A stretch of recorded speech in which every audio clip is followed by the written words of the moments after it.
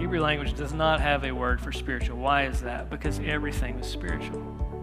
In the Jewish culture, everything you did, every piece and part of your life, this is how Jesus thought, every piece and every part of it was spiritual.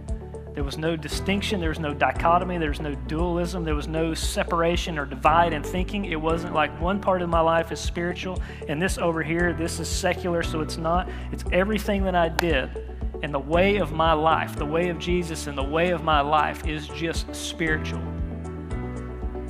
That's how he lived. That's how they thought. That's how they taught their kids to think. And stuff mattered to them, like what they produced and how they worked and what they produced with their hands mattered because the quality was important to them because they were doing it as they were doing it unto the Lord.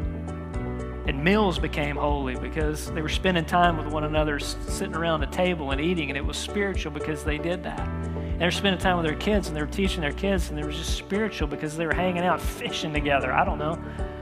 They were spending time with one another, and it was spiritual. But the problem is we've made this divide in our mind, and we've thought, well, those things over there, I get it. That guy up there preaching, his job, his work is spiritual. Me, on the other hand, I'm categorizing library books every day for 8 hours. There's nothing spiritual about that.